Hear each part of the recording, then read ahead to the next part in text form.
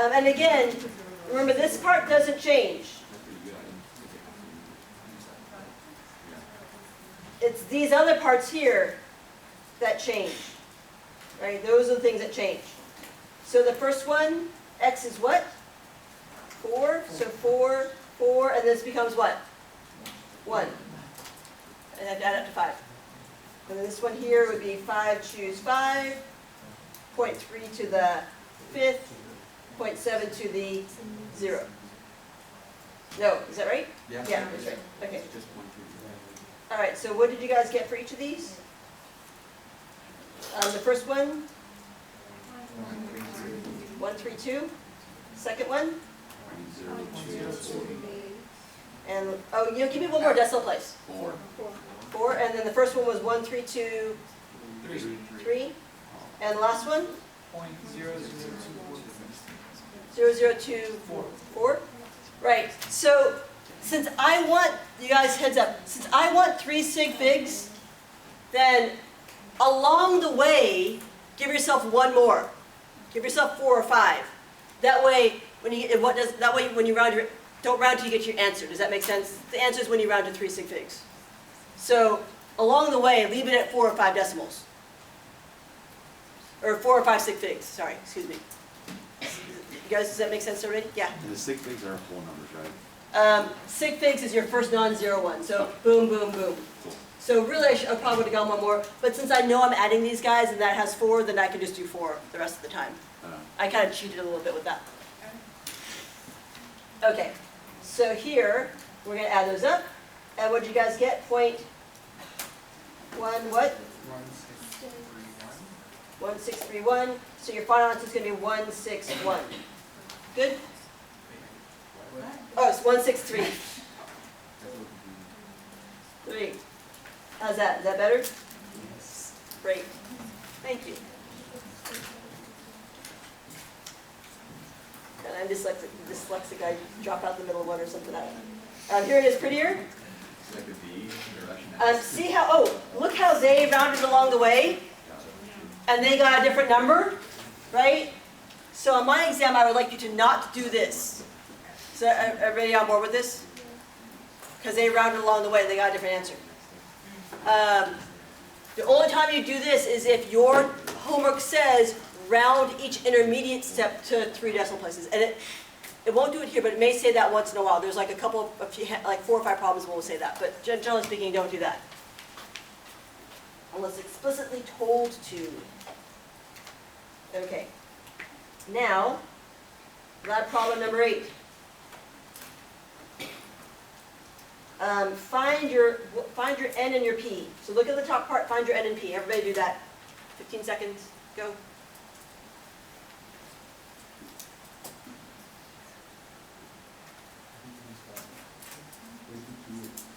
Oh, let's.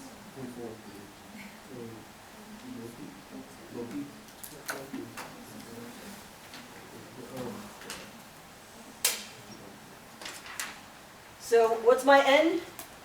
5. Yes, random sample of, that's your Q. That's your N. What's my little p? Yep, 40% of Americans, 40%. That's my little p. Little p. Little p. Okay, so then you have A, which is the probability that, so this says my x is going to be what? Exactly 2. Probability that x is exactly 2. And then you'll find B. Probability x is at most 3. So you got to figure out what at most 3 means. And find those. Right? So at most 3 means how many? 0, 1, 2. Is 3 at most 3? Yes. Yeah, so 3 as well. So you have to find those ones, but you don't have to do this one again because you already found that one, right? So you just add that one in. So find the rest of them and add those in. So you'll find the probability that x is 0, probability x is 1, and probability x is 3, and you'll add those in.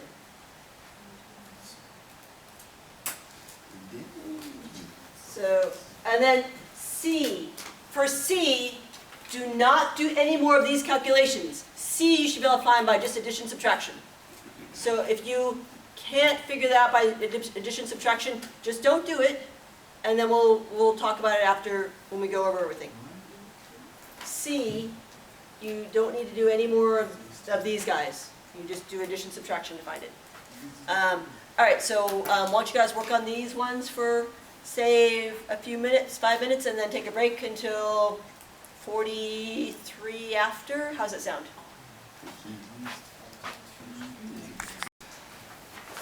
Gina, do you want to go explain what you did?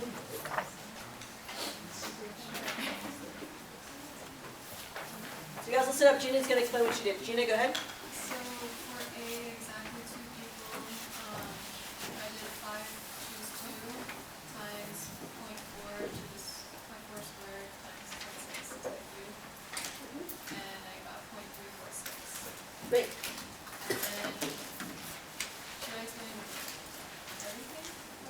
Sure. So for at most 3 people agree with that statement, we have to find Px equals 0, Px equals 1, and we already found Px equals 2, and Px equals 3, and you do it the same way as the one above for each of them, and then we add them up. Oh, wait, except for what? What changes? How do these change from each other? So again, remember, like, it's these guys who vary from one to the other? Yeah? You guys kind of, wait. Okay, keep going. Yeah, and then I add them all up and I got 0.9. Okay, good.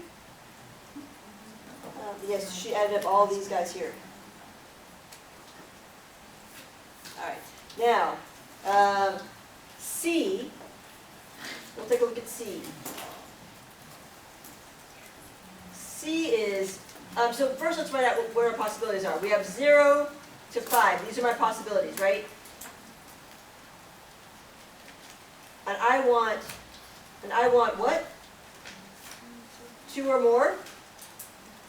I want these ones, right? Yes? However, what do I know about all of them? If I added up all their probabilities, I would get what? 1 or 100%. So if I know that the green one plus the blue one equals what? 1 or 100%. So if I want the blue one, and I already know the green one, can I find the blue one? What do? Well, yeah, 1 minus whatever this part is. So I just have to figure out what the green part is. Add those guys up. So this is 0.0777778, and this is, That should be 6. that's a 6? Oh, sorry. Wait, 7, 7. 6. 7. No. So I'm rounding. Okay. And then 2592. So if you add those up, you get 0.32526. 337. 337. Oops, that's not very well written. Try that again. 0.337. Is everyone kind of see where I'm getting that from? Probability that, so what I'm doing is 1 minus the probability that x is 0 plus the probability that x is 1. So that's equal to 1 minus 0.0778 plus 0.2592, which is 1 minus 0.337 or 0.663. You could also have done it this way. You could have just said 1 minus 0.07776 minus 0.2592, and either way, if you do that, you're still going to get 0.663, no matter which way you do it.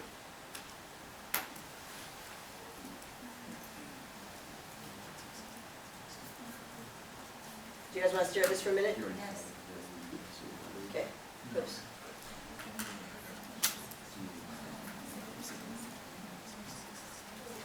So, so why do we do that? Because we already know 0 and 1. Why do the extra work to find 4 and 5? You could find the probability of 4 and find the probability of 5, but for instance on the exam, if I say find the probability of 2 or more, and there's 9 of them, you can find the probability of 2 and 3 and 4 and 5 and 6 and 7 and 8 and 9 and add them all together, or just find the probability of 0 and 1 and subtract those and take 1 and subtract those. Which one is less work? One will take you a lot longer than the other one. You can do it either way. But on the exam, you probably want to save time, right? Plus, if you find the probability of 2 and 3 and 4 and 5 and 6 and 7 and 8 and 9, that's 8 opportunities to make mistakes. Whereas probably finding probability of 0 and 1 and subtracting them is just a few chances of making mistakes. It's a lot less. It's easier. So you see I'm saying like how they all have to add up to 1 or 100%. Yeah. Yeah, Okay. Sounds good. yeah. So since you already have them, why do extra work? That's the reason. Yeah. Now if I said to find the probability of 4 or more, then you would just find those 2, right? If you didn't have everything else. If I hadn't asked you anything at all yet, then you would just find those ones. So in other words, if you just want the ends, just find those ends. But if you want to find a larger section, then just find the smaller section and subtract from 1. It's just easier. Okay.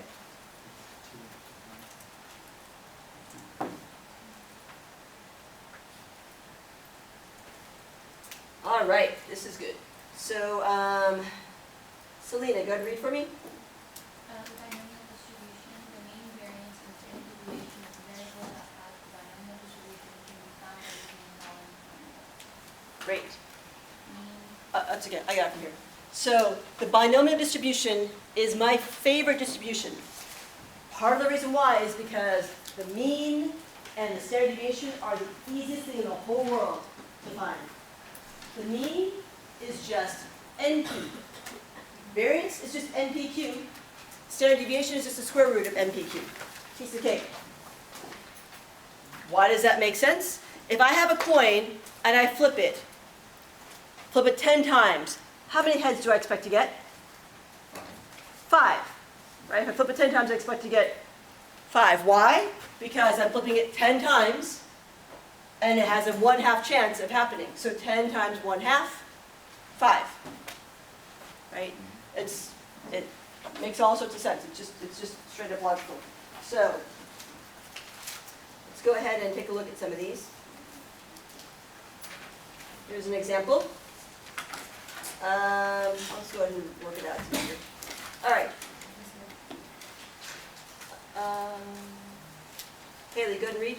The statistical bulletin published in Metropolitan Life Insurance Company reported that 2% of all American births result in twins. If a random sample of 8,000 births is taken, find the mean, variance, and standard deviation of the number of births that would result in twins. Great. Everybody find N and P. NP and Q.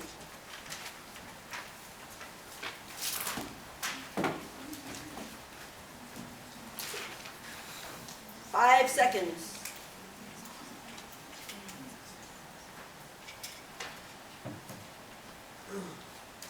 Okay, what's N? 8,000. Sample of 8,000, that's my N, sample size. Great. What's my P? Yep, 2% of Americans, that's my little p. 2%, 2 cents. How do you write 2 cents? 0.02. If I spend 2 cents and I give them $1, how much change will I get? 98 cents. Good. That's my Q. Q is your change from P. All right. So my mean is just NP, 8,000. times 0.02, 160. My variance, sigma squared, is just NPQ, so it's going to be 160 times Q is 0.98, 156.8, I think it was. 160 times 0.98. And then sigma square root of NPQ, square root of 156.8. So this is how I do it. I have this in my answer, and I just do raise it to the, so this is my little raising to a power, this little button here. Raise it to the 0.5 power. Because raising something to the 0.5 power is taking the square root. So 12.5. What other people do sometimes, 156.8, is also some people will do this. They'll do second, and then the square root's right here. If you see the little blue. And then they want the answer, so it's this thing here. So they use second answer. And that gives you the same thing. Some people have a nifty cool calculator that lets you go up and grab the one that you want. So you could do square root and then just toggle up and hit enter on the one that you want. I don't have that. So that's another possibility. But anyway, that's how you find those. And now I would like you guys to do problems, the rest of the page, 9, 10, and 11. Find those ones.